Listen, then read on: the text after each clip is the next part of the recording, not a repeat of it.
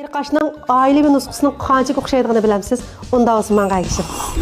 Seriqash, ya'ni xuamenning yeyish usuli bakchiq. Men bugun sizlarga ko'rsatgan bu usul seriqashning eng o'xshaydigan usuli, ya'ni keng xuabasi desak bo'ladi-mu. Birinchi qadamda xuajo, guypi, shangya bajoni bo'sh o'tda 15 minut qaynatib, ta'mini chiqarilib, ozroq tuz, jijing, shinchujan yo'qib, buningni ta'mini chiqarilib, ozroq kraxmal suvi quyib, bir qaynatib, ozroq ochiq suv quyib, quyuqroq suyini tangishib olamiz. Ikkinchi qadamda lasin tayyor qilamiz. Biz bu tomoqqa eng yaxshisi yiplaza, ya'ni go'sht laza, mush ikkisini tayyor qilamiz. Bularni yumshatib, bularni cho'ngroq chanaymiz.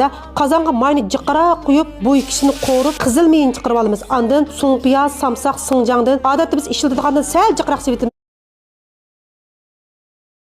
Bularni qo'rib puraqliq ta'min chiqarib olamiz. Ondan ozroq tuz, oqmush, ozroq jijing, shinchujan yo'dan ozroq, lavchudan ozroq quyib, bir qo'rib, yarimchini suv quyib, buni bir qaynatib, bu tomoqning ruhini tayyor qilib olamiz. Jomaji raqbiza lujipmida nima o'rganmoqchi bo'lsangiz, men bilan aloqalashing. Seriqashni marningdek tordek tortib, sovuq suvda bakrak chayqab, taqsiga ilib, bosh do'darmalik suyidan bir chumush quyib, bir chumush lasin sinib, qaynoq suvdan o'tkazib tayyor qilib olgan, o'zinglar yaxshi ko'radigan yeshil sayni ustiga silib, men ching say soldim, sizlar jusay solsanglar buldu, başqa saylan satsanlar buldu. Seriqashning ximir yug'urish jarayoniga biz seriqash, ya'ni xuamenni o'z qo'limizda tayyor qilamiz. Lojiping jomachi rangpiz o'rganmoqchi bo'lsangiz, meni yuraklik izdan. Sizni o'zim bir qo'lliq tarbiyalayman. Yotoq tomoqni biz ko'tarimizmi? 500 gram unga 8 gram tuz, 260 gram suv, un suyab qolsa, buningda sal jiqaroq qo'yib olsangiz bo'ldi. Seriq sinjang, ya'ni janquangdan bir qo'shiq. Bu tabiiy rang tangishgich. Buni suvning ustiga qo'yib, suzib ximirni yug'urib olamiz. 2 qitimdan 10 minut turg'izib, tindirib, toza chini qandirib ximir yug'urimizmi? Ondan buni inchikroq qilib jiz qilib olamiz. Bu seriqash bilan mana mushundaq rangidilla o'xshab ketgan chiroq tip chiqqan